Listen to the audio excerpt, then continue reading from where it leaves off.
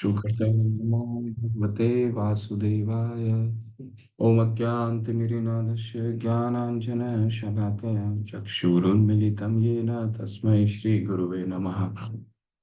श्रीचैतन्यमनोभीष्टं स्थापितं येन भूतले स्वयं रूपः कदा मह्यं ददाति स्वपदान्तिकं।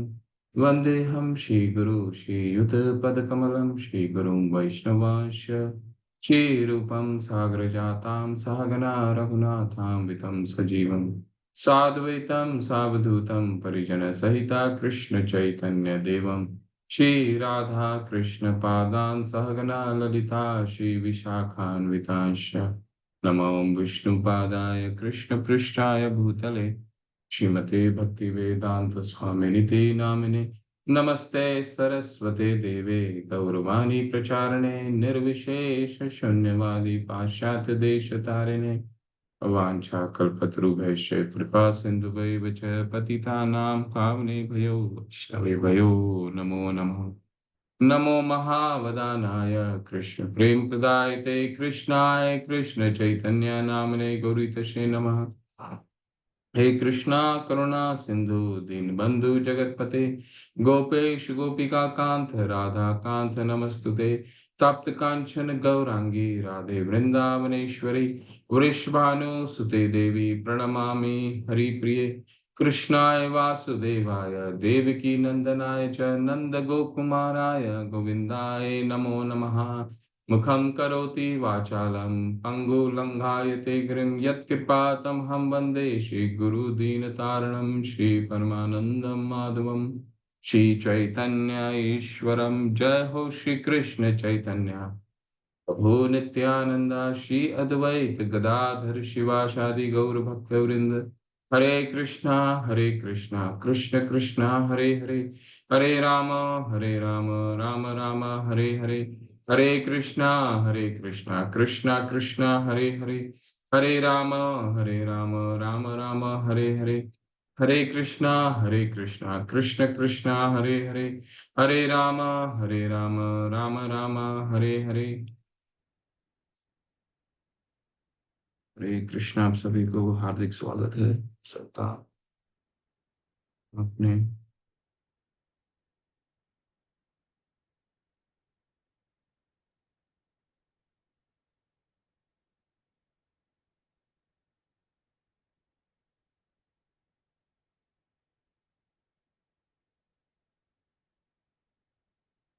हम अपने वर्ष को चैंट कर लेते हैं।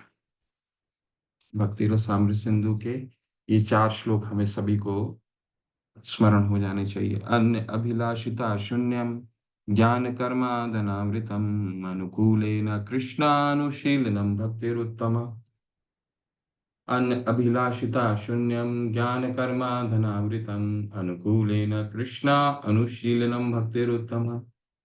सर्व उपाधि विनिर्मुक्तं तत्पर्त्वेन निर्मलं ऋषिकेन ऋषिकेश सेवनं भक्तिरुच्यते। सर्व उपाधि विनिर्मुक्तं तत्पर्त्वेन निर्मलं ऋषिकेन ऋषिकेश सेवनं भक्तिरुच्यते। अतः श्री कृष्ण नामादि न भवेद ग्राह्य इंद्रिय सेवोन्मुखे हि जिह्वादो स्वयं एव स्फुरति। अतः श्री कृष्ण नामादि न भवेद ग्राह्य इंद्रिय सेवोन्मुखे हि जिह्वादो स्वयं एव स्फुरति। अनासक्तस्य विषयान् यथार्हम् उपयुञ्जतः निर्बन्ध कृष्ण संबंधे युक्त वैराग्यमुच्यते। अनासक्तस्य विषयान् यथार्हम् उपयुञ्जतः निर्बन्ध कृष्ण संबंधे युक्तं वैराग्यमुच्यते। 10 नाम अपराध।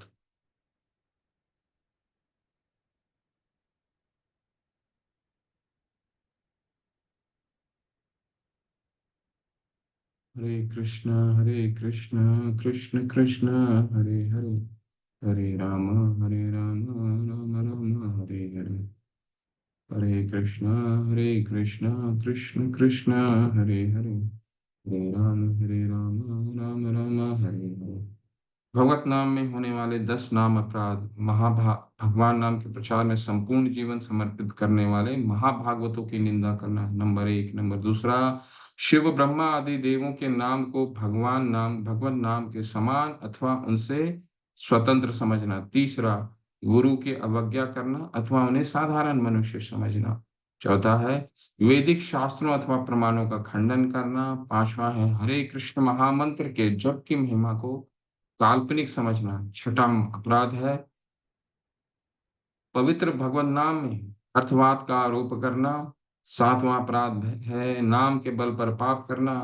आठवां अपराध है हरे कृष्ण महामंत्र के जप को वेदों में वर्णित एक शुभ सकाम कर्म कांड के समान समझना। नवां अपराध है अश्रद्धालु व्यक्ति को हरिनाम की महिमा का उपदेश करना। और 10वां और महत्वपूर्ण अपराध हम सबको स्मरण होना चाहिए, भगवत नाम के जप में पूर्ण विश्वास ना होना और इसकी इतनी अगाध महिमा श्रवण करने पर भी भौतिक आसक्ति बनाए रख।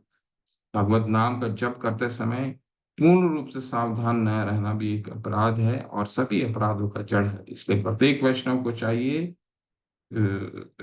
सावधानी पूर्वक जप करे ताकि जीवन का अंतिम गंतव्य शीघ्र अतिशीघ्र प्राप्त हो। और जीवन का अंतिम गंतव्य है कृष्ण प्रेम। जीवन का अंतिम गंतव्य है कृष्ण प्रेम। जीवन का अंतिम गंतव्य है कृष्ण प्रेम। हरि हरि हरे कृष्ण। तो हम अपने कौन सा अध्याय, 10वां अध्याय है।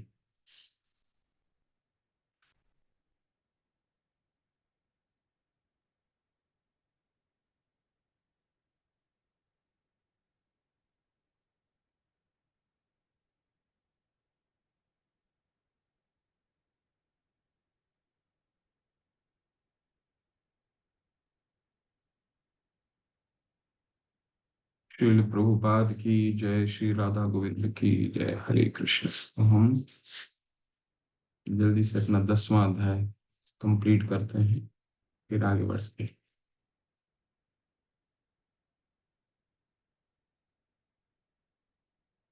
अच्छा, 9वें अध्याय कंप्लीट करते हैं, ठीक है चलिए।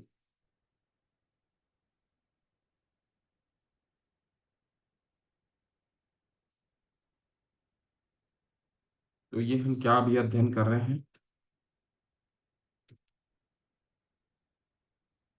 हम किस विषय को अध्ययन कर रहे हैं? हैंड रेस करके बताइए, क्या हम पढ़ रहे हैं? भक्ति रसामृत सिंधु का क्या भाग पढ़ने की कोशिश कर रहे हैं?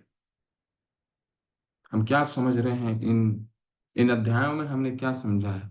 ठीक है, वो हम पहले समझते हैं, इसके बाद फिर आज का 9वां अध्याय कंप्लीट करके 10वें अध्याय को भी सम इसको खत्म करने की कोशिश करेंगे। कविता माता, क्या हम अध्ययन कर रहे हैं माता? हरे कृष्ण माता। हरे कृष्ण प्रभु जी। जी स्वागत बताइए जी। करना। क्या हमारे लिए वर्जनीय है और क्या हम लोग को करना चाहिए, क्या नहीं, किससे निवृत्ति है? और जी जी जी। तो ये हम साधना भक्ति यानी कि प्रैक्टिस, अपनी भक्ति को प्रैक्टिस कैसे करें, भक्ति को कैसे विभाजित किया गया है। सामान्य साधना, सामान्य भक्ति, साधना भक्ति, प्रेम भक्ति, भाव भक्ति। सामान्य भक्ति में साधना भक्ति में भी हम अभी क्या कर रहे हैं, दो तरीके की भक्ति की चर्चा हुई है, साधना और रागानु। ठीक, साधना का क्या मतलब है कि जिसको व्यवहार में लेके आना है, क्या करना है हमें, रोज हमारा क्या दिनचर्या होना चाहिए, हम हमारी भक्ति में हम कैसे आगे बढ़ सकते हैं। ठीक है, इसको कहते हैं साधना भक्ति यानी व्यवहारिक। जैसे भक्ति रसामृत सिंधु के जो लेखन का 6 मुख्य उद्देश्य में से एक क्या उद्देश्य था, इसको भक्ति को व्यवहारिक कैसे बनाया जाए। ठीक है, तो इसको व्यवहारिक बनाने के लिए साधना भक्ति और साधना भक्ति का हम अनुसरण कर रहे हैं। 1 से लेकर के 14 अध्याय तक सिर्फ यही चलेगा कि हमें करना क्या है, कैसे अपने भक्ति को आगे बढ़ाना है। ठीक है, तो इसी में हमने कई चीजों को देखा कि शिल प्रभु रूप गोस्वामी पाद 64 मुख्य अ, सिद्धांत को वो रखते हैं। एक 64 मुख्य सिद्धांत को उन्होंने रखा। ठीक है, 64 मुख्य सिद्धांतों में 10 में पहला 10 बहुत महत्वपूर्ण। क्या पहला 10 में बताया उन्होंने कि किन चीजों को करने से हम भक्ति में अग्रसर की, क्या प्रवृत्ति क्या है। ठीक है, किन चीजों को करना है, गुरु पदाश्रय, गुरु की शरण लेना, गुरु से दीक्षा करना, गुरु से दीक्षा लेना, उनसे भक्ति करना सीखना, और उनकी विनीत पूर्वक उनकी आज्ञाओं का पालन करना। 10 में से भी ये 3 सबसे महत्वपूर्ण है। इसके बाद हमने क्या सीखा, अगले 10 जो क्या है, निवृत्तियां हैं, किन चीजों को नहीं करना है जीवन में, वो रूप गोस्वामी पाद समझाते हैं। इसके बाद पश्चात हमने 44 और अंग देखे, जो इन 20 मूल स्वभाव क्या करना और क्या नहीं करना है, अ, उनको गौण है, मतलब वो सेकेंडरी है, उनको सपोर्ट देते हैं। ठीक है, तो 64 सिद्धांत को रखा श्री रूप गोस्वामी पाद ने। अब इन्हीं 64 को हम विस्तार से रहने का प्रयास कर रहे हैं। ठीक है, धीरे धीरे उसे हम अध्ययन कर रहे हैं। पिछले सत्र में हमने क्या देखा, पिछले सत्र में हमने बहुत महिमाओं को देखा है। तुलसी, भक्तों की निंदा नहीं करना, तिलक और तुलसी माला का महिमा को देखा, नाम के साथ शरीर को चिन्हित करना, ये सब देखा हमने।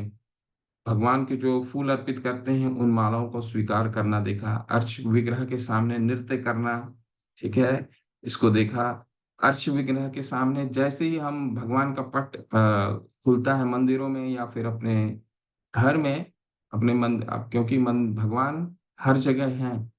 ठीक है, तो भगवान अपने मंदिर में जहां पर विग्रह स्थापित करते हैं, उनका भी अगर पट आप सुबह सुबह खोलते हैं, सबसे पहला कार्य होना चाहिए हमें उनको दंडवत प्रणाम करना चाहिए, पंचांग करना चाहिए। अर्च विग्रह के सामने नतमस्तक होना, भगवान के स्वागत के लिए हमेशा खड़े होना, भगवान के सामने कभी बैठना नहीं चाहिए। ठीक है, जब तक आरती हो, जितना भी आपके जब तक आरती चल रहा हो, हमें खड़े रहना है।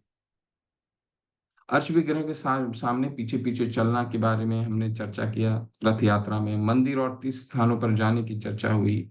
ठीक है, इसके बाद मंदिर में परिक्रमा की चर्चा हुई। मंदिर में कम से कम 3 बार परिक्रमा चाहिए, पूर्ण संपूर्ण मंदिर का 3 बार परिक्रमा, मंदिर जाते हैं तो।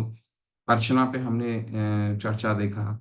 ठीक है, भगवान की सेवा कैसे करनी चाहिए, एक राजा की तरह। ठीक है, तो इसलिए जब भी हम पूजा विधि स्टार्ट शुरू कर रहे हैं अपने घर में, सबसे पहले राजा का कैसे स्वागत करते हैं, शंखनाद करके। उसी तरह जब शंखनाद जरूरी है, शंखनाद क्यों किया जाता है, राजा का हम आगमन करते हैं, स्वागत करते हैं, और राजा जब चले जाते हैं तो भी हम शंखनाद करते हैं। इसलिए भगवान का स्वागत राजा की तरफ होनी चाहिए। गायन, गायन में भी हमने देखा भगवान के गायन, संकीर्तन और भगवान की गुण लीलाओं का गान करना। संकीर्तन के क्या मतलब है, संकीर्तन 3 तरीके की हमने देखा। नाम संकीर्तन, भगवान के हरि नाम का जप करना। लीला संकीर्तन, भगवान के लीलाओं का वर्णन करना और भगवान के गुणों का वर्णन करना। ठीक है, जप और संकीर्तन में क्या फर्क है, जप जब हम अकेले करते हैं तो भगवान का नाम लेते हैं तो वो जप हो गया, जब सबके साथ करते हैं तो वो हो गया संकीर्तन। संग और कीर्तन, कीर्तन वो कीर्तन जो संग में किया जा रहा है।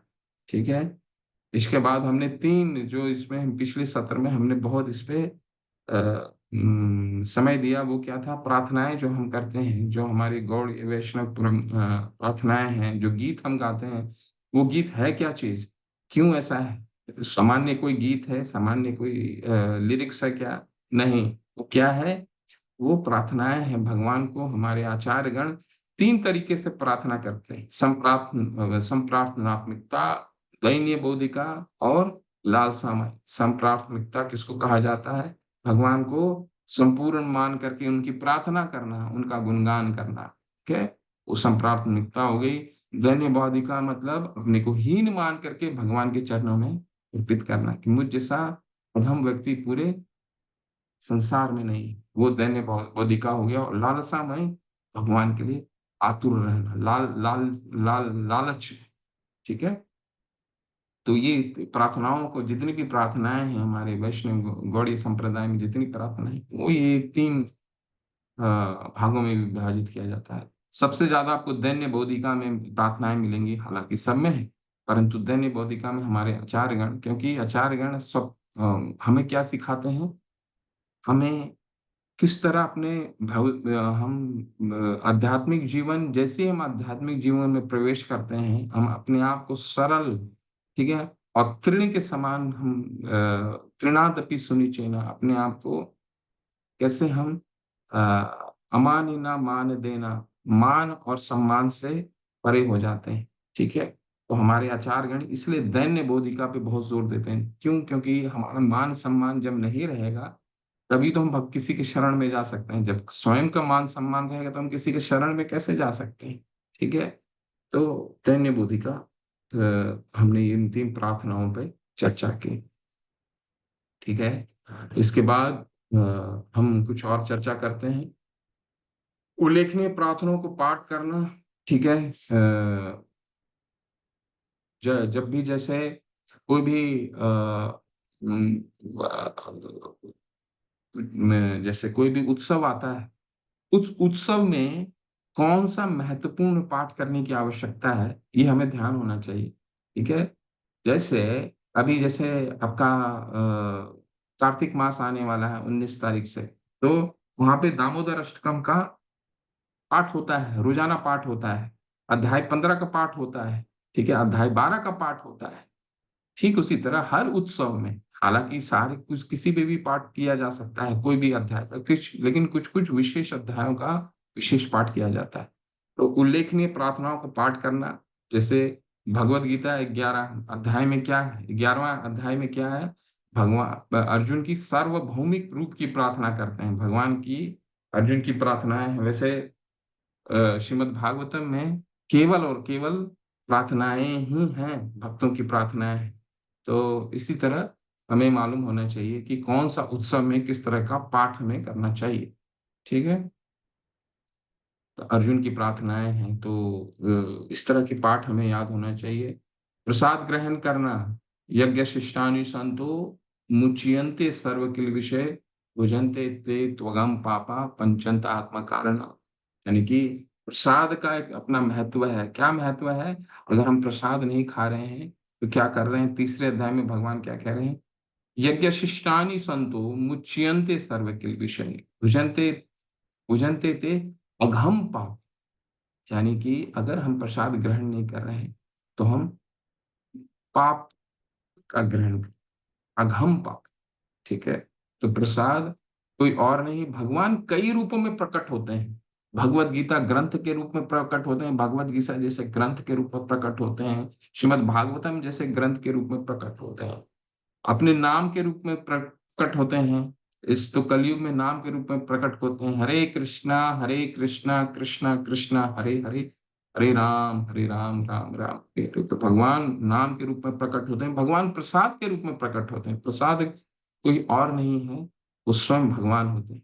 उनको प्रसाद को किसी तरह ग्रहण करना चाहिए, स्वयं भगवान को स्मरण करते हुए इसको ग्रहण करना चाहिए, बहुत मुख्य बिंदु।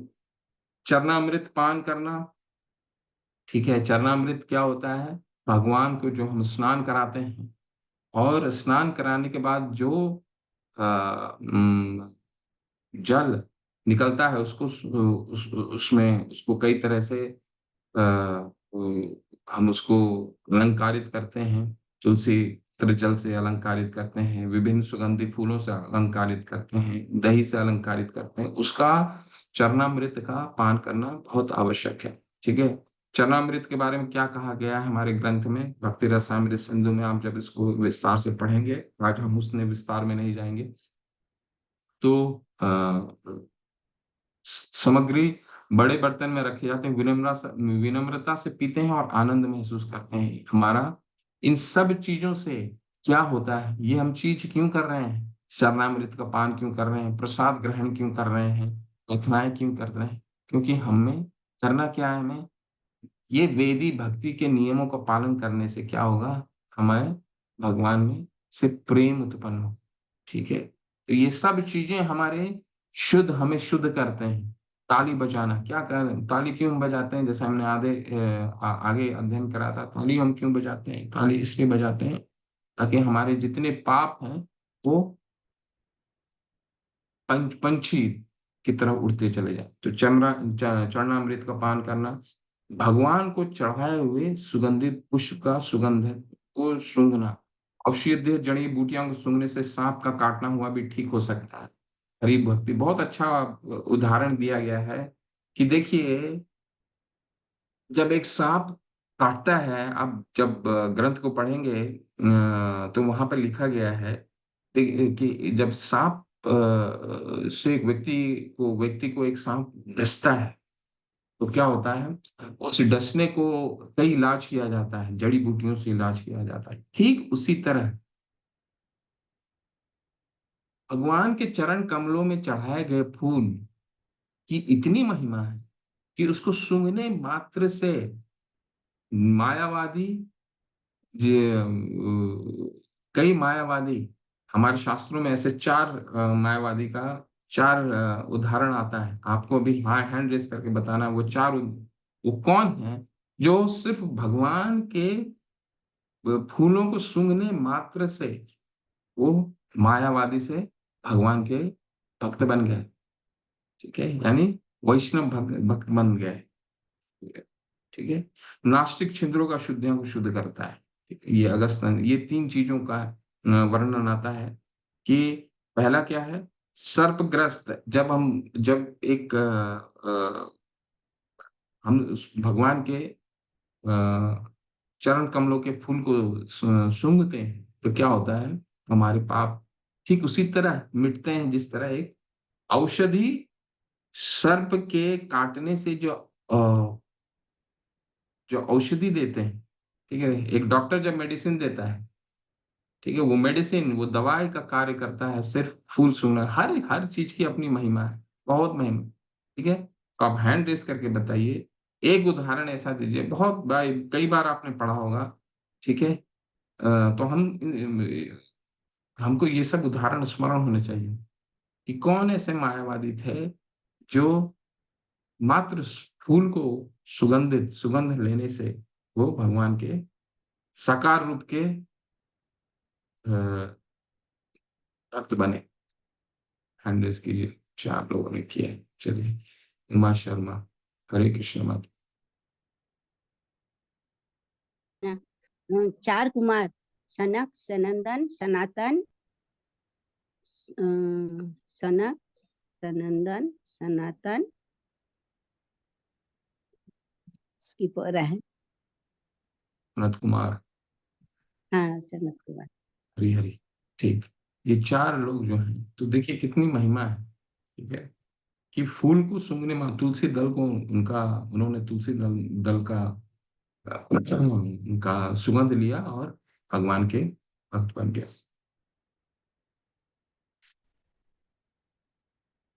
अर्च विग्रह का स्पर्श करना, अर्च विग्रह का स्पर्श करने के लिए योग्यता होनी चाहिए। हम मंदिरों में अर्च विग्रह का स्पर्श ऐसे नहीं कर सकते। अर्च विग्रह करने के लिए केवल पहल पहल करने वाला व्यक्ति ही कर सकता है, किसी पर भी रोक नहीं है, पर वो साफ सुथरे होने चाहिए। अ, अर्च विग्रह का स्पर्श मंदिरों में केवल और केवल ब्राह्मण दीक्षित भक्ति कर पाते हैं, ऐसे भक्तों को नहीं किया जाता है। पर हम क्या कर सकते हैं, हम भगवान के अर्च विग्रह को देख सकते हैं, उनको निहार सकते हैं, उनको सुंदरता की ओर आकृष्ट हो सकते हैं। ठीक है, अर्च विग्रह का दर्शन देखिए, मृत्यु के समय यमराज लेने नहीं आएंगे, कम से कम स्वर का आश्वासन है। तो इतनी महिमा है, केवल दर्शन मात्र करने से, अर्च विग्रह का दर्शन मात्र करने से यमराज लेने नहीं आते हैं। जब इस ग्रंथ को पढ़ेंगे तो यमराज मात्र, देखिए, भगवान, जब हम छठा स्कंद श्रीमद् भागवतम का छठा स्कंद पढ़ते हैं तो उसमें अजामिल ब्राह्मण की कथा आती है। अजामिल ब्राह्मण की कथा में अम,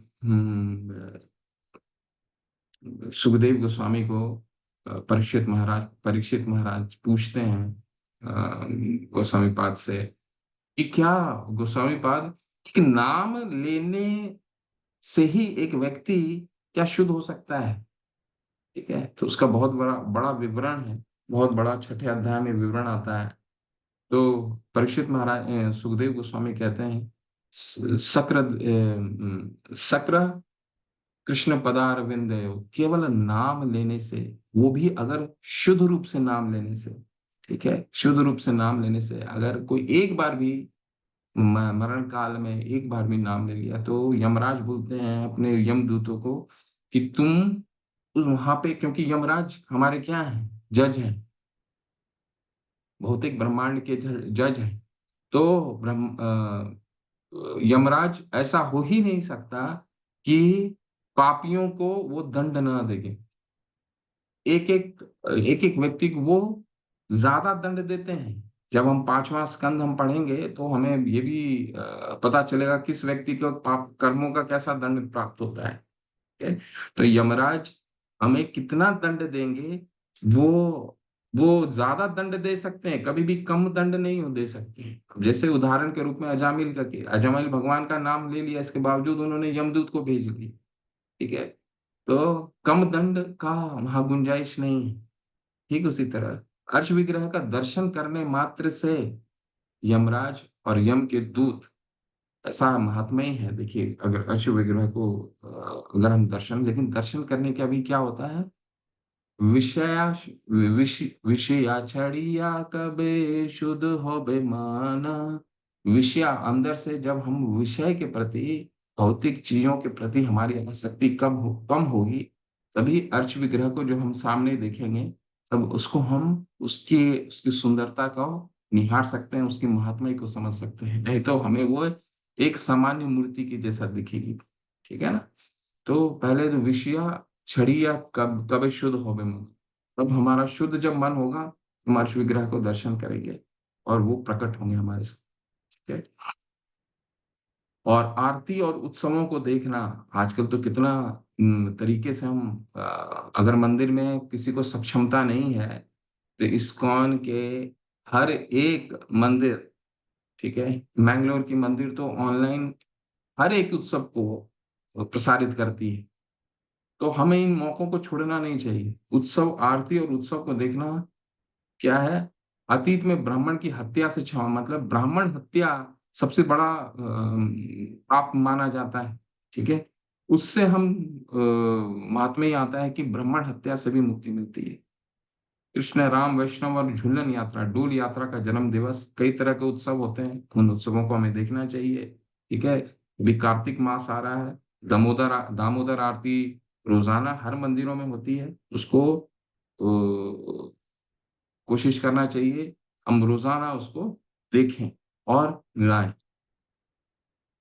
चंडाल देखता भी है तो विष्णु का सहयोगी माना जाता है। देखिए कितना महात्मा है भगवान, कितने सुहृदय सर्वभूता नाम ज्ञात्वा माम शांति मृच्छति। भगवान कितना हमें मौका देते हैं, अश्व ग्रह के रूप में आते हैं, चरणामृत के रूप में आते हैं, प्रसाद के रूप में आते हैं, उत्सव के रूप में आते हैं, ग्रंथ के रूप में आते हैं, और हमको कई तरीके से हमारे पापों को शुद्ध करने का प्रयास करते रहते हैं। ठीक है, हमें उन चीजों को देखना है और जो हमारे सामने हैं, उनको उनको लपेटना है, उनको ग्रहण करना है। कितना महात्म्य है भगवान के। यहाँ पे कहा जा रहा है आचार्यगण कि एक चंडाल भी अगर आरती और उत्सव को देखता है तो भगवान उसको भी क्षमा करते हैं, उनका सहयोगी माना जाता है।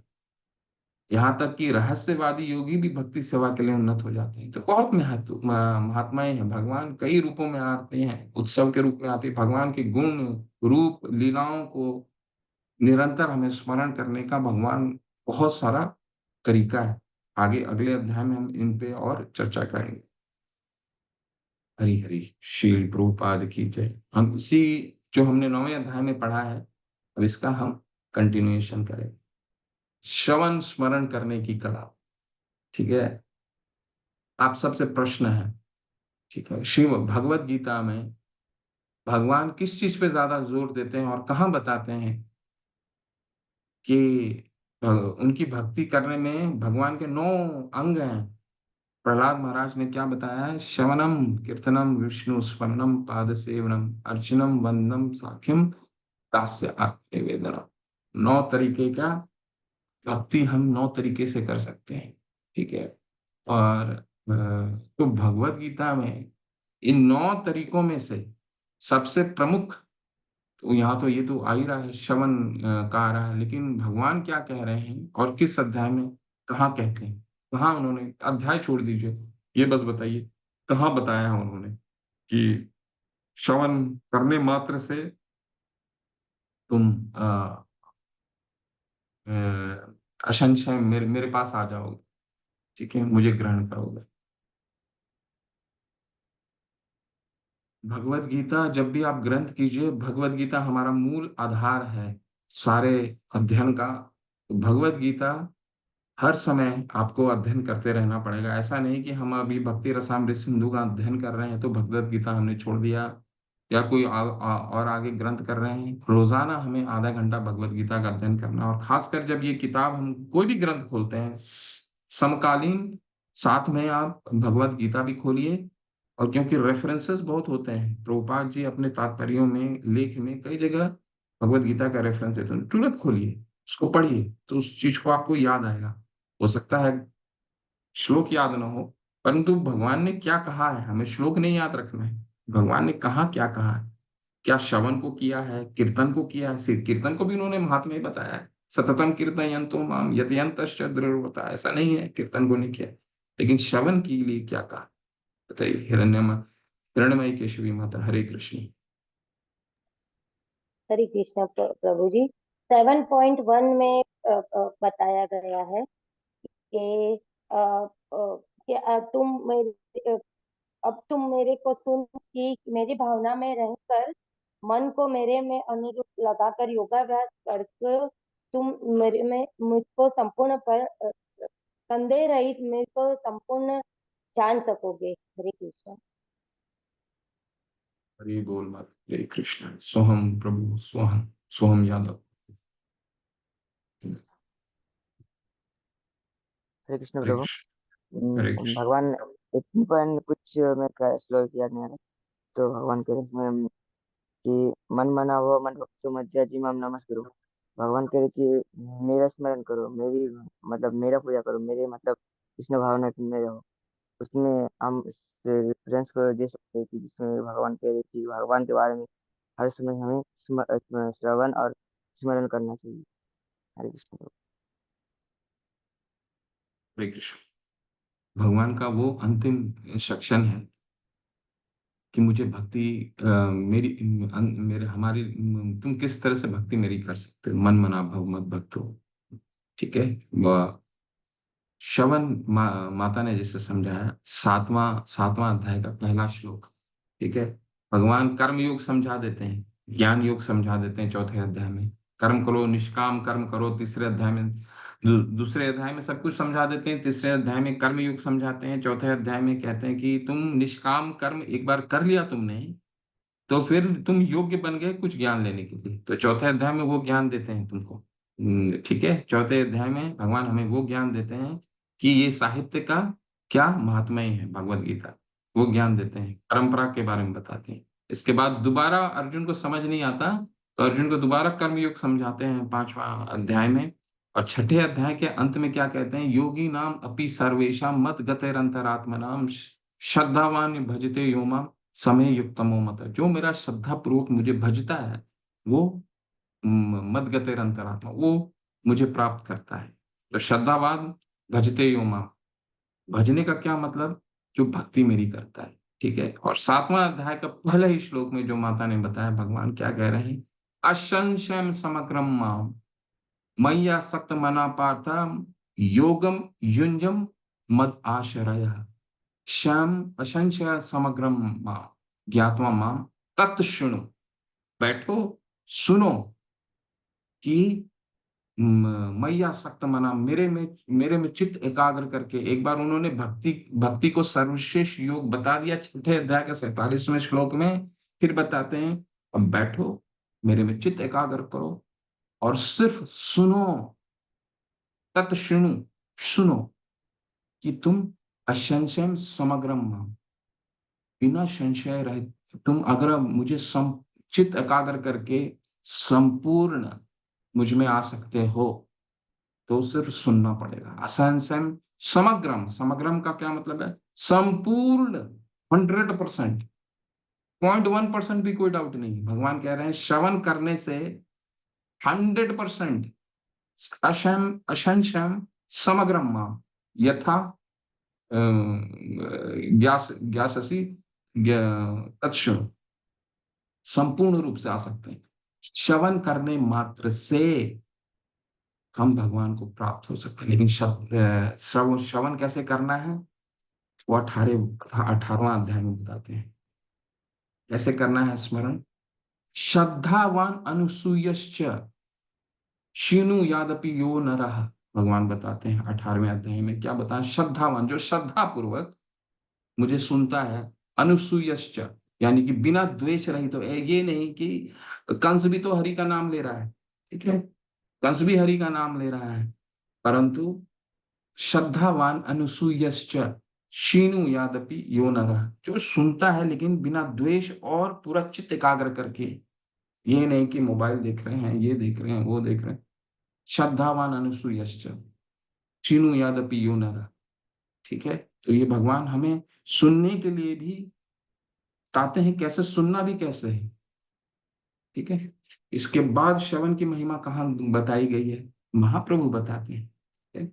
अब आपके मन में ये प्रश्न जरूर आता होगा कि चैतन्य महाप्रभु फिर आए क्यों, जब भगवान ने भगवत गीता में तो बोल दिया, सारा संदेश दे दिया, लेकिन कलयुग में लोगों ने समझा कि भगवत प्रभुपाद जी समझाते हैं कि भगवान तो बोल के चले गए, सर्वधर्मान परित्यज्य माम एकम शरणम व्रज अहम त्वं सर्व पापे भयो मोक्ष इष्यामि मा शुचः। तुमको सारे पापों को तुमको मुक्त कर दूंगा, एक बार मेरा शरण तो ग्रहण करो। अब कलयुग के लोगों ने सोचा कि ये कौन व्यक्ति आ गया जो बोला मेरे को शरण ग्रहण करूंगा, क्यों उसका शरण ग्रहण करूं, ये व्यक्ति है कौन? तो भगवान दोबारा आते हैं समझाने कि ये व्यक्ति कौन था। भक्त के रूप में आते हैं और अपना अपने आप को कभी भी भगवान प्रकट नहीं करते हैं। भक्त के रूप में आके वो क्या कहते हैं? भज भज भज नेरा, उसका क्या है वो श्लोक, क्या आता है?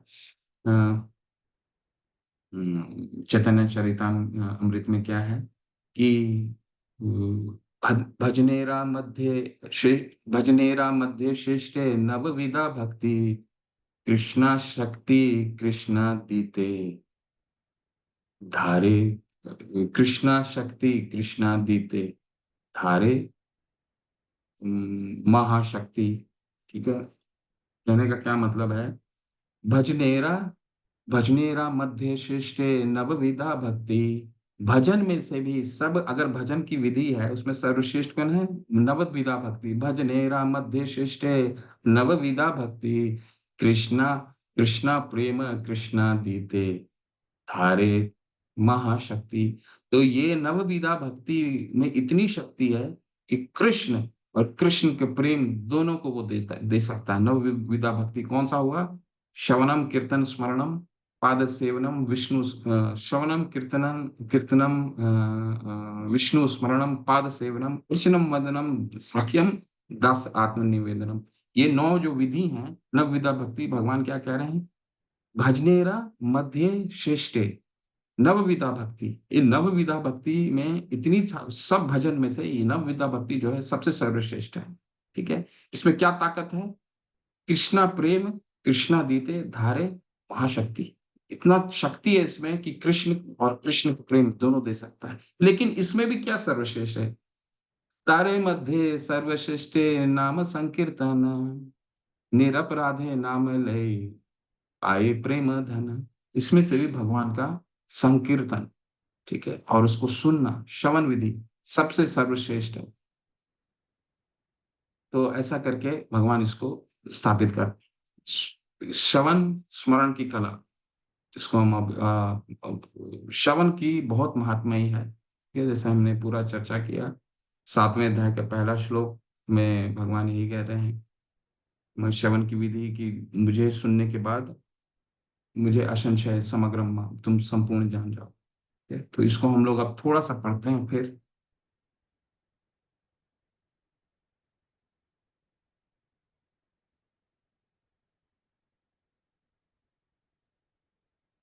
श्रवण 3 तरीकों से की जा सकती है।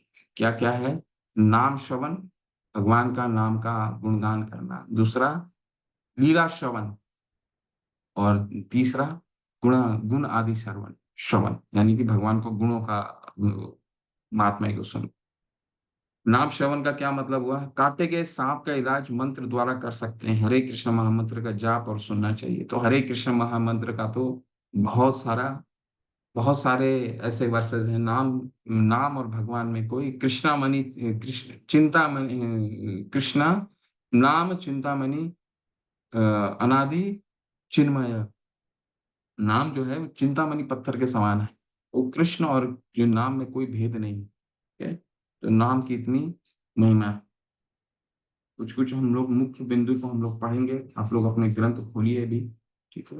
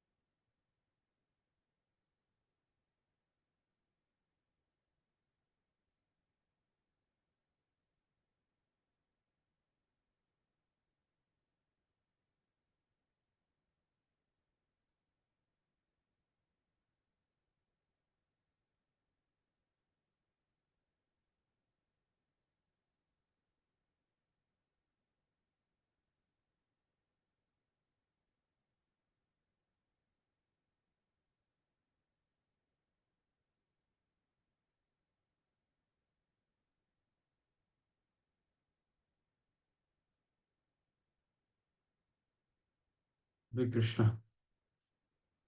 यहाँ से पढ़िए श्रवण के बारे में क्या कह रहे हैं चैतन्य महाप्रभु।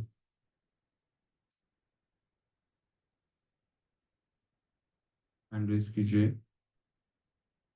विमला माता, हरे कृष्ण माता, म्यूट करके पढ़िए। हरे कृष्ण हरे प्रभु जी, कृष्ण। स्वागत है मैम। दंड प्रणाम। श्रवण स्मरण की कला 43 to 46। 43 श्रवण यदि याद रखना हो तो आवश्यक। 44 उम्मीद भगवान की कृपा। 45 स्मरण। 46 ज्ञान। श्रवण के लिए नाम श्रवण, पूर्व काल लीला श्रवण, गुणादि श्रवण। काटे गए सांप का एक इलाज मिनट, मंत्र।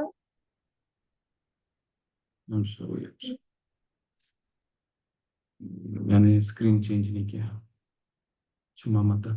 चलिए, ये जो हाईलाइट किए हैं इसको हाँ, पढ़िए। भगवान श्री चैतन्य महाप्रभु ने भी श्रवण को वर्तमान कलयुग में स्वरूप साक्षात्कार का साधन बतलाया है। इस काल में पूर्व युगों के विधि विधानों और वेद स्वाध्याय का ठीक ठीक अनुष्ठान संभव नहीं रहा है। फिर भी यदि कोई महाभागवतों और आचार्य चरणों द्वारा उच्चरित सत्य ब्रह्म का श्रवण करे तो केवल इतने से गौरव शांत हो जाएगा। अतः एवं भगवान श्री चैतन्य महाप्रभु की आज्ञा है कि उन्हीं अधिकारी पुरुषों से श्रवण श्रवण करे जो भगवत भक्त हो। व्यवसाय कथावाचकों के सुनने का कोई लाभ नहीं। आज थोड़ा ऊपर करें।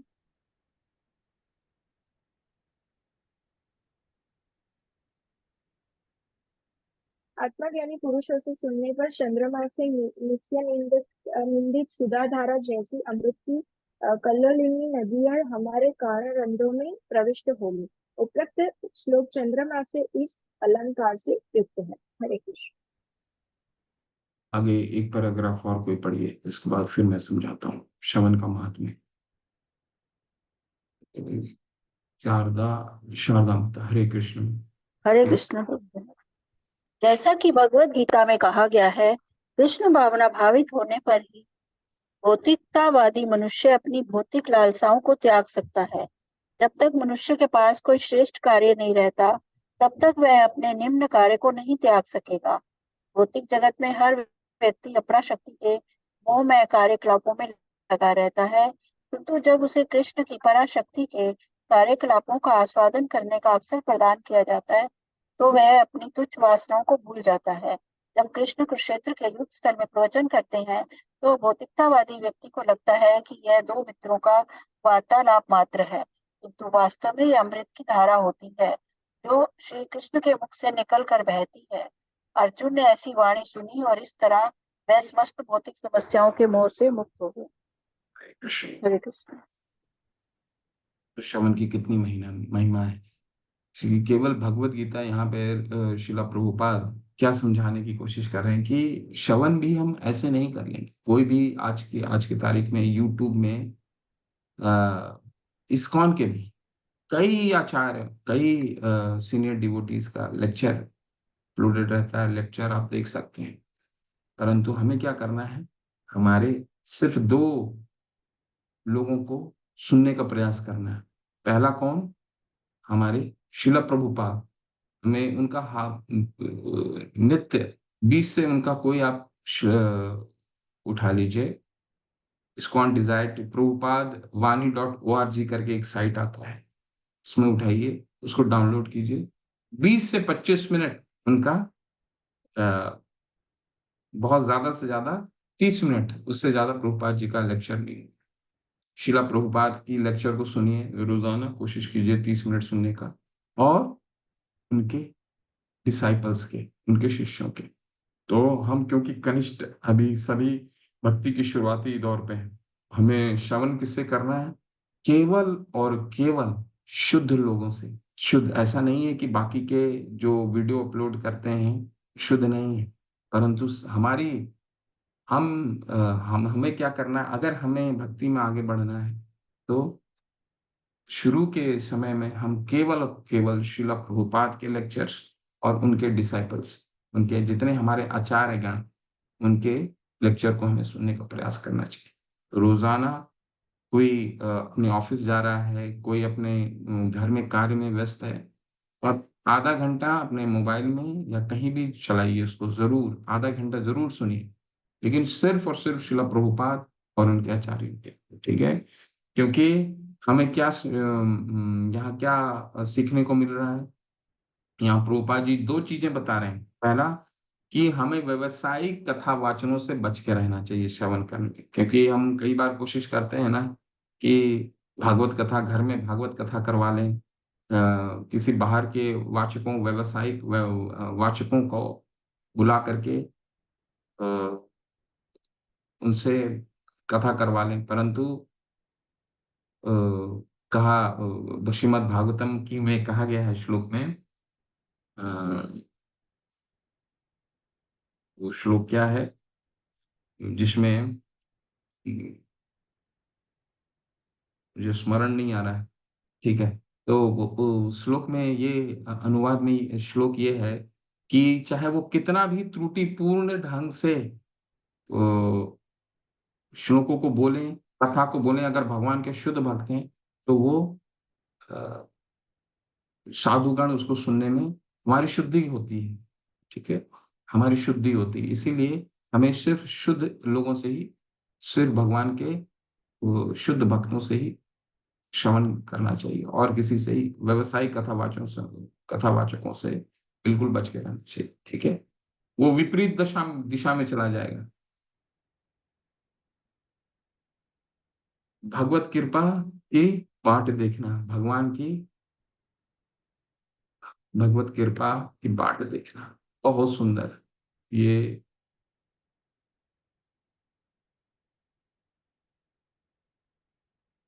पढ़िए कोई,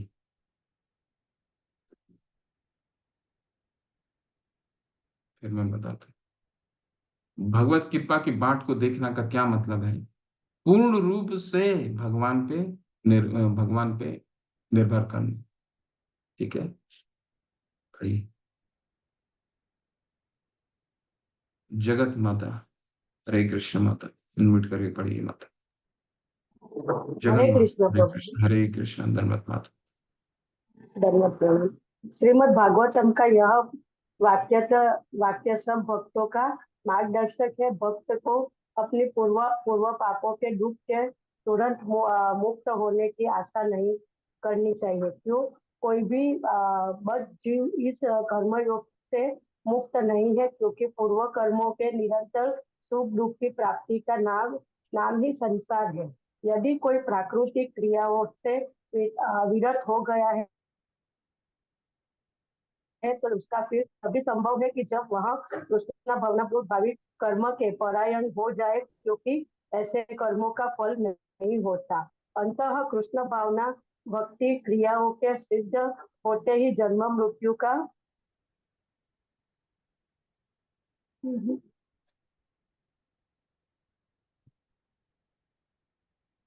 हरे कृष्ण चक्र समाप्त हो जाता है। आगे पढ़िए।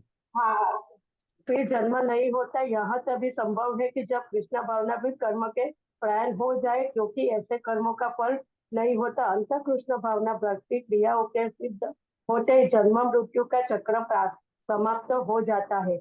ऐसा पुरुष भी प्राकृतिक जगत में जन्म नहीं लेगा। इसीलिए जो भक्त कर्म फल से पूर्ण मुक्त नहीं हुआ है, वह गंभीरता से कृष्ण भावना भाविक कर्म करता रहे। मार्ग से कितने हो व्यवधान क्यों नहीं आए, किसी बाधा की स्थिति में वह केवल श्री कृष्ण का चिंतन स्मरण करता हुआ उनकी कृपा की बात को देखता रहे, यही उसका अवलंबन है। यदि भक्त इसे भाव से दिन बिताया है तो उसका वैकुंठ गमन निश्चित संभवता चाहिए। इस भाव से दिन बिताता है तो उसका में प्रवृत्त होने का दायमत अधिकार पा जाता है। दायमत पितृत्व के प्रतिष्ठित होने का दाम्पत्य अधिकार का पा जाता है। धार्मिक पितृ का संपत्ति में पुत्र के कानूनी अधिकार को कहते हैं। इसी प्रकार शुद्ध भक्त को अपने कृष्ण भावना संभवित कर्तव्य के निर्वाह के प्रकार से कष्ट के सहने को संत रहता है, योग्य अधिकारी हो जाता है। हरे कृष्ण प्रभु जी। हरे कृष्ण। पहला हमने क्या पढ़ा? श्रवण। दूसरा क्या है? पूर्ण रूप से भगवत कृपा पे निर्भर करना। भगवत कृपा पे निर्भर करने का क्या मतलब है? बहुत अच्छे से श्रील प्रभुपाद समझा रहे हैं। बहुत अच्छा श्लोक आता है। तत्तेऽनुकंपा सुसमीक्ष्यमानो भुञ्जानेवात्मा कृतं विपाकम् हृत्वाग्वपुर्भिर्विदधन् नमस्ते जीवेतायु मुक्ति पदे सदाय भाग। सीखा, ये पूरा उच्चारण उसी का। श्रील प्रभुपाद झांसी में जब गए, भगवत कृपा के पूर्ण रूप का क्या मतलब है? एक छोटा सा उदाहरण एक लीलामृत से बताता हूँ आपको। सबसे पहले जब वो इस भारत में बहुत प्रयास कर रहे थे, तो वो झांसी गए कि इस संस्था को, कृष्णा भावनामृत को, उसको वहां पे इस्टेब्लिश किया जाए। ठीक है। तो जब गए तो उस समय वो उनका अपना व्यापार भी था। इलाहाबाद में उनका एक अ, दवाई बनाने की कंपनी उन्होंने खोली हुई थी। तो वो बहुत अच्छी चल नहीं रही थी, पर चल रही थी। तो यहाँ पे क्या हुआ, झांसी में वो स्थापित करने की बहुत प्रयास कर रहे थे इस पूरे इंस्टीट्यूशन को। ठीक है। उन्होंने स्थापना भी कर दिया, नामांकित भी कर दिया, रजिस्ट्रेशन भी कर दिया जा करके। ठीक है। रजिस्ट्रेशन करके आए। तो लेकिन भगवान की कृपा क्या थी?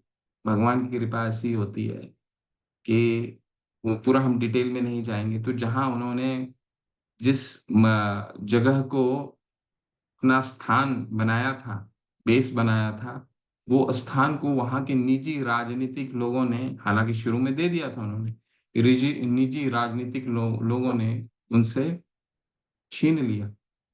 ठीक है। और तब यहाँ से यहाँ पे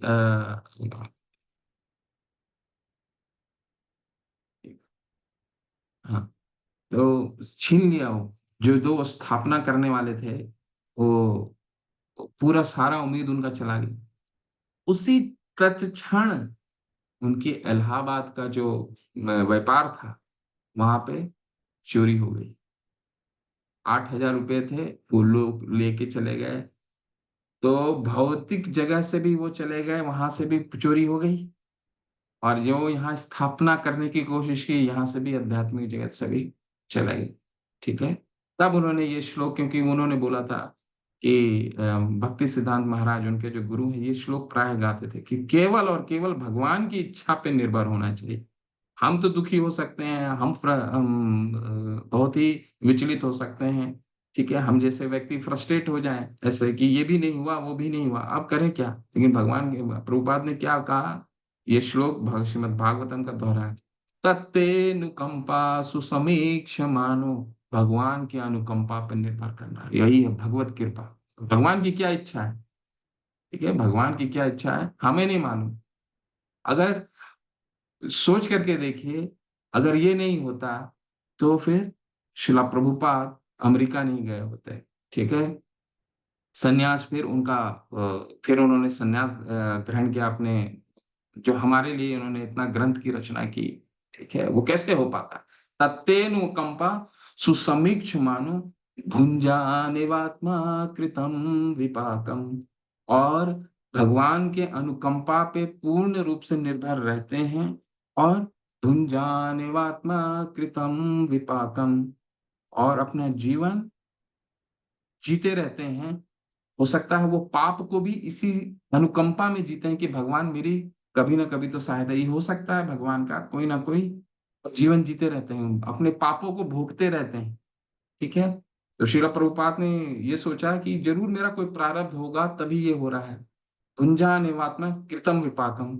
इसके बावजूद वो क्या करते हैं, हृदवाग वपुर्भी विदधन नमस्ते, हृदवाग यानी कि हृदय से, वाक वाणी से, हृदवाग, वपुर भी, वपुर मतलब शरीर, हृदवाग वपुर भी विदधन नमस्ते, लेकिन ये तीनों से भगवान को निरंतर आचरण करते हैं, निरंतर स्मरण करते हैं। हृदवाग यानी हृदय से, वाणी से, शरीर से, हृदवाग वपुर भी विदधन नमस्ते, जीवेतायु मुक्ति पदे सदाय भाग।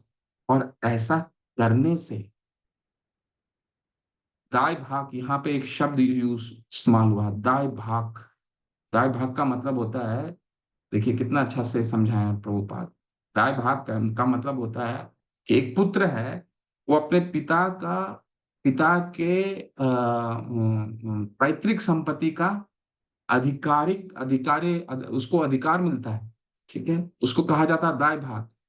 उसी तरह यहाँ पे कहा गया है, जो वो भक्त जो भगवान की अनुकंपा पे निर्भर करते हैं, भगवत कृपा पे निर्भर करते हैं, और अपनी दिनचर्या उसमें उसमें उनको दुख भी होता है, बिताते हैं अपने पाप समझ के मेरा पुराना कोई प्रारब्ध होगा, और फिर भी अपने हृदय से, वाणी से और शरीर से उनका नमन करते हैं, उनका स्मरण करते हैं। ऐसे भक्त क्या हो जाते हैं, जीवेतायु मुक्ति पदे सदाय भाग, फिर भगवान के अनुकंपा के अधिकारी हो जाते हैं वो।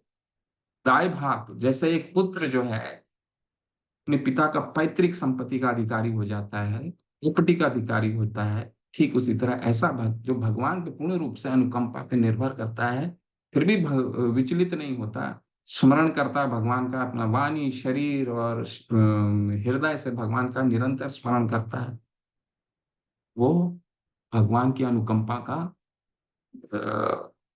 दायभाग बनता है, उसका अधिकारी बन जाता है। ठीक है, तो दूसरा हमें क्या पढ़ा, श्रवणम, दूसरा क्या है, भगवत कृपा की, हमें पूर्ण रूप से भगवान हमारा सबसे हाँ, बड़े सुहृदय सर्वभूतानाम। हमारे साथ आज ये हो गया, सबसे पहले हम किसको दोष ठहराते हैं, भगवान ने, हमने ये नहीं किया, ये नहीं किया, हम तो इतना पूजा कर रहे हैं, ये नहीं किया।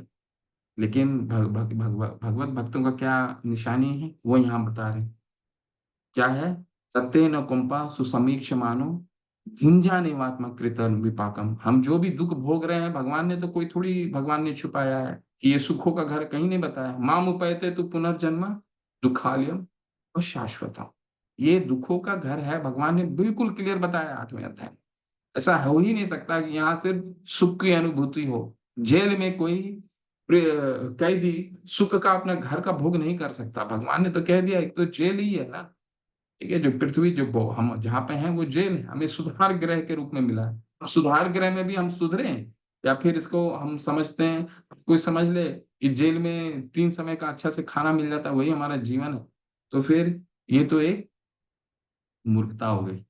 ठीक है, तो हम सुख खोजने का प्रयास कर रहे हैं, और सुख कभी हो नहीं सकता। तो हमें क्या करना है? भगवत कृपा पर निर्भर करना है।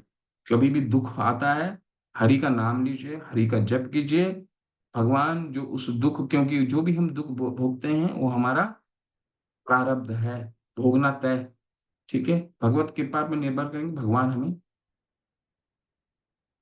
भगवान जरूर देखता है। सुहृदय स्मृति, ठीक है, भगवान को निरंतर उनके चित्त में श्री कृष्ण है। स्मृति का क्या मतलब है?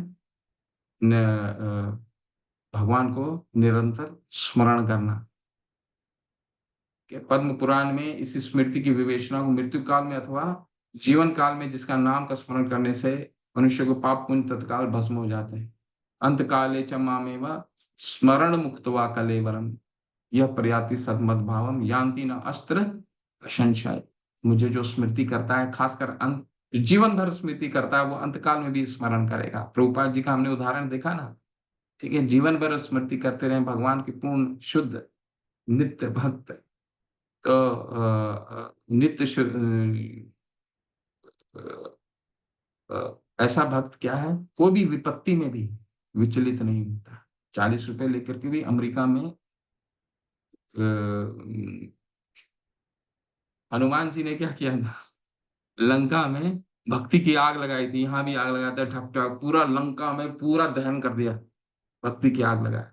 ठीक है, यहाँ भी आग लगा दिया, वहां भी आग लगा दिया, पूरा। जब तक रावण को पता चला तब तक तो लंका पूरा दहन हो गया था। कहा जाता है लंका जो श्रीलंका हम अभी देखते हैं, ये लंका नहीं है, लंका इससे और विराट है। ठीक है, जब हम 5वें स्कंद में आप लोग पढ़ेंगे तो उसके बाद लंका और भी बहुत विराट। तब तक तो लंका दहन हो गया। अपने पुत्र का शमशान में गए रावण, तब तक तो लंका जल गया। तो भक्ति की उन्होंने आग लगा दी। शिला प्रभुपाद ने यही किया। 10 साल में 108 मंदिर खोल दिया। जहां गए, लॉस एंजलिस, न्यूयॉर्क, सिएटल, आपका कैलिफोर्निया, टोरंटो, ऑस्ट्रेलिया, 10 साल में उन्होंने बिल्कुल जिस तरह हनुमान जी ने भक्ति की हर जगह आग लगाई, शिला प्रभुपाद ने ट्रेल ब्लेजर, जो अंग्रेजी में एक शब्द आता है, ट्रेल ब्लेजिंग की तरह 108 मंदिर का निर्माण कर दिया। ठीक है, वो क्यों, कैसे हो पाया? क्योंकि भगवान भगवत कृपा पे पूर्ण रूप से निर्भर थे। ठीक है, ध्यान, ये ये बहुत सुंदर है। इसमें एक कथा आता है, 2-4 मिनट में इस कथा को करते हैं। ये पढ़िए कोई, इसके बाद फिर मैं उसको स्टोरी बताऊंगा। बहुत सुंदर स्टोरी है। हाँ, कोई पढ़िए।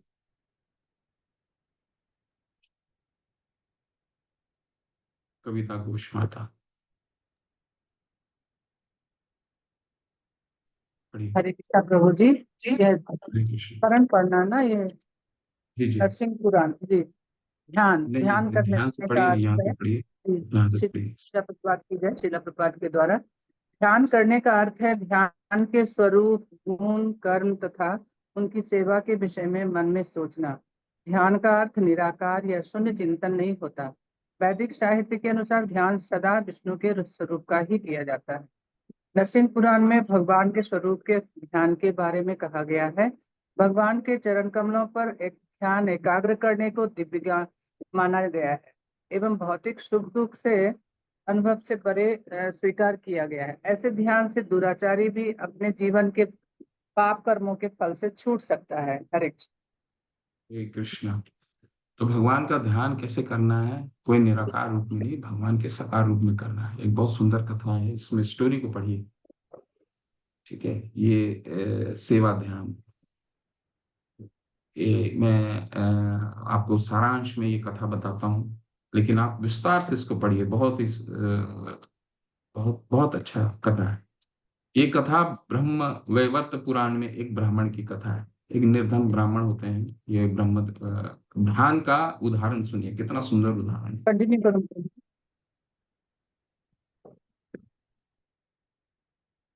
ब्रह्म वैवर्त पुराण की ये कथा है। क्या कथा है? एक ब्राह्मण होते हैं, निर्धन होते हैं, और निर्धन होते हैं मतलब उनके पास धन ना कुछ भी धन नहीं होता, भगवान को अर्पित करने का कोई धन नहीं होता। तो देखिए ये कहाँ प्रतिष्ठानपुर की कहानी है। प्रतिष्ठानपुर में एक कहानी ब्राह्मण रहता था, ठीक है। तो कितना कितना ध्यान के बल पे भगवान की कैसे आराधना की जा सकती है, वो उदाहरण है। सुनिए कितना सुंदर। एकदम 30 सेकंड के लिए एकदम पिन ड्रॉप होकर के इसको सुनिए। ये ब्राह्मण क्या होते हैं? ये ब्राह्मण निर्धन होते हैं और उनके पास कुछ अर्पित करने के लिए भगवान का होता नहीं। तो ये क्या करते हैं, भगवान को कैसे सेवा करते हैं?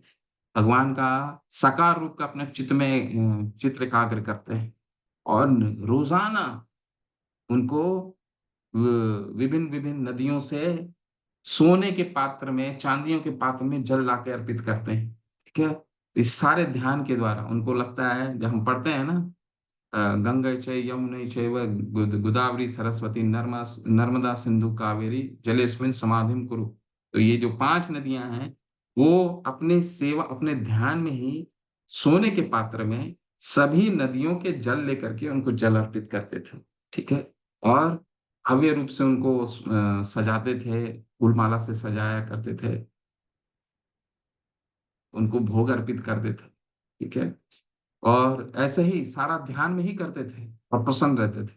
ध्यान में ही करते थे क्योंकि निर्धन थे, उनके पास कुछ था नहीं। एक दिन क्या हुआ, भगवान के लिए एक सुंदर सा वो भोग बनाते हैं, और भोग बनाते हैं और उनको अर्पित करने के लिए जैसे ही जाने वाले होते हैं, वो सोचते हैं खीर, तो मैंने खीर बनाते हैं, ठीक है, मीठे चावल का वो खीर बनाते हैं। तो सोचते हैं कि जो खीर है वो अर्पित करते हैं, लेकिन वो देख लेते, क्योंकि भगवान को कभी कभी कभी भी आपको ना ही ज्यादा ठंडा ना ही ज्यादा गर्म चीज अर्पित करनी चाहिए, ठीक है। हमेशा उसको एक नॉर्मल टेम्परेचर में आने दीजिए, फिर भगवान को भोग अर्पित करना है। तो उन्होंने सोचा कि अभी अभी तो मैंने खीर बनाई है, तो इसको देख लेते हैं कि कितनी गर्म है, ताकि इनको अर्पित भगवान को अर्पित किया जा सकता है कि नहीं, कि इसको और थोड़ा सा सामान्य तापमान में ले आया जाए। तो उसमें अंगुली डालते हैं, देखते हैं उनका अंगुली जल जाती है। जैसे उनका अंगुली जलता है, उनकी ध्यान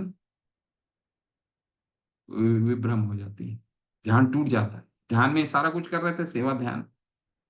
तो देखते हैं जो अंगुली को उन्होंने डुबोया था, वो अंगुली सत्य रूप में उनका जल गया, ठीक है। तो ऊपर में धाम में बैठे लक्ष्मी और भगवान नारायण, वो हास परिहास कर रहे हैं। तो उन्होंने माता लक्ष्मी कहती हैं नारायण से, आपने उसका हाथ क्यों जला दिया? बोले कि मैंने हाथ नहीं जलाया, उसका जो ध्यान में सेवा मुझे अर्पित कर रहा था, उस सेवा को ग्रहण किया है मैंने, ठीक है। तो बहुत सुंदर ये कथा है। तो इस में सारांश में आपको बता दिया, परंतु इस कथा को पढ़िए, और ये अंतिम इसका पढ़ लीजिए। ये कोई हैंड रेस करके पढ़िए, फिर हम ये अध्याय को कंक्लूड करते हैं।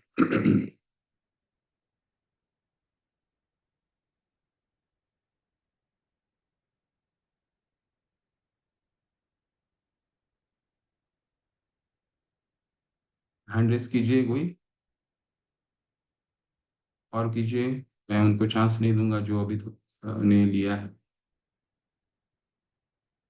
ये तो आगे नहीं बढ़ेंगे जब तक मैं दूसरे लोग नहीं हाथ खड़ा करेंगे, मैं आगे नहीं बढ़ूंगा।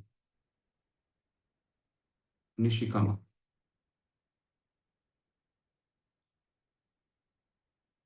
अनम्यूट कीजिए माता, निशिका माता अनम्यूट कीजिए। हरे कृष्ण प्रभु। हाँ, हरे कृष्ण प्रभु। ये नाम गलत था वहां पे, मैं ठीक कर दूंगा, प्रतीक को। ठीक है, ठीक। जब वह इस प्रकार विचार मग्न था, तभी लक्ष्मी सहित वैकुंठ में विराजमान भगवान नारायण हंस पड़े। उनकी हंसी को देखकर उनकी परिचर्या में तत्पर सभी लक्ष्मी देवियां उत्कंठावश इसका कारण पूछने लगीं। श्री भगवान ने कुछ भी उत्तर नहीं दिया, वरन तत्काल ब्राह्मण को बुला भेजा। वैकुंठ में एक विमान ब्राह्मण को लेकर तत्क्षण भगवान नारायण के सानिध्य में पहुंच गया। तब भगवान ने सारा वृत्तांत कह सुनाया। इस प्रकार बड़भागी ब्राह्मण को भगवान और लक्ष्मीगण के सानिध्य में नित्य वैकुंठवास प्राप्त हुआ। इस कथा से प्रकट होता है कि अपने धाम में विराजमान होने पर भी श्री भगवान सर्वव्यापी हैं। वैकुंठ में ही नहीं, अचन का ध्यान करते हुए ब्राह्मण के हृदय में भी वे बैठे थे।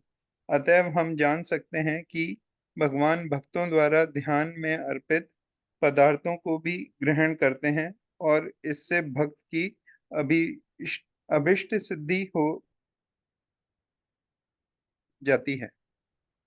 कृष्ण, धन्यवाद प्रभु। देखिए, ध्यान का भी कितना महात्म्य है।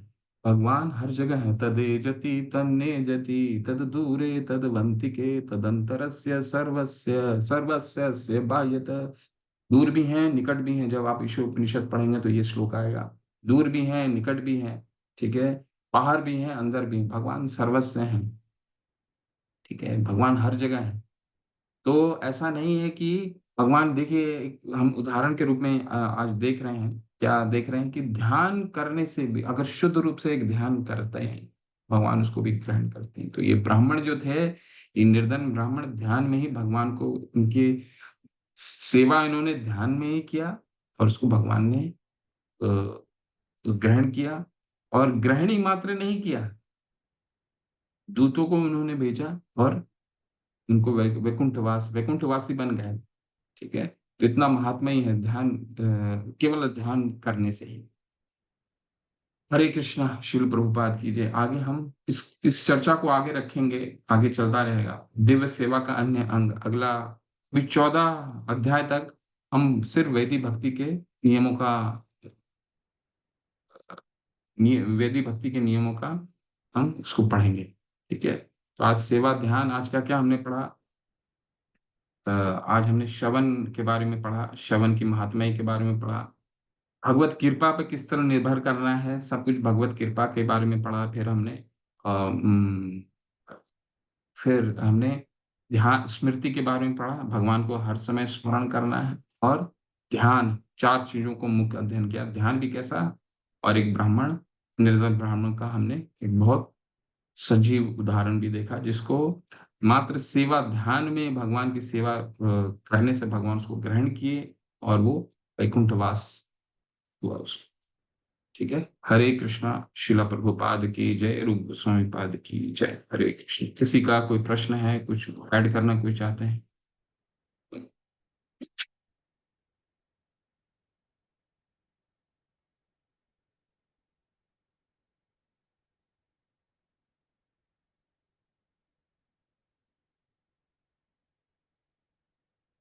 हिरणमय केशवी माता, हरे कृष्ण जी।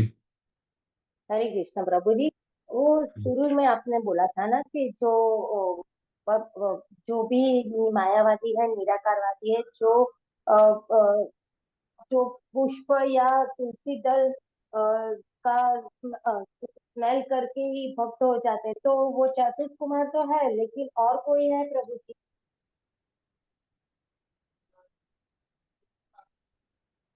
रातुष कुमार हैं, और कौन है जो भगवान के जिनका से मायावादी में ना, सोचता हूँ माता, है ना। और आप लोग भी सोचिए, कल इस पे दोबारा सोचता हूँ। अभी तो ध्यान में ऐसा कुछ नहीं आ रहा मेरे को। चतुष कुमार का एक ध्यान में आता है।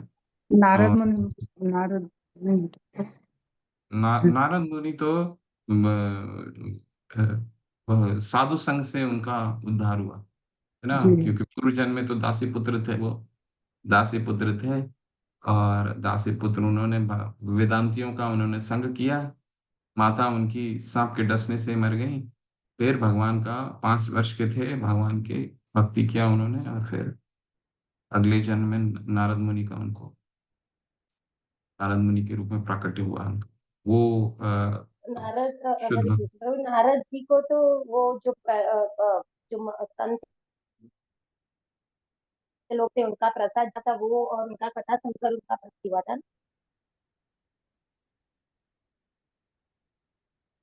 क्या कह रहे हैं?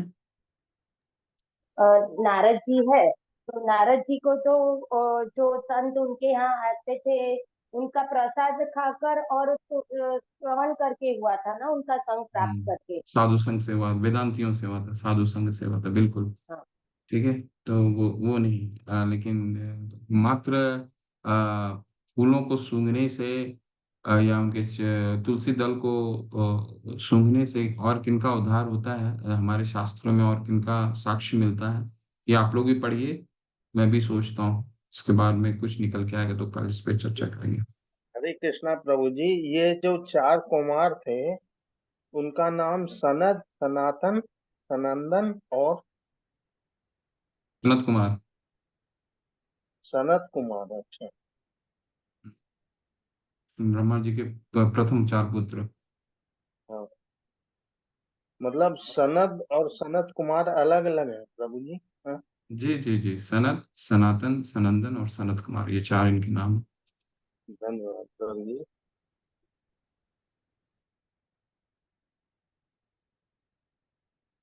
और किन्हीं का कोई प्रश्न है?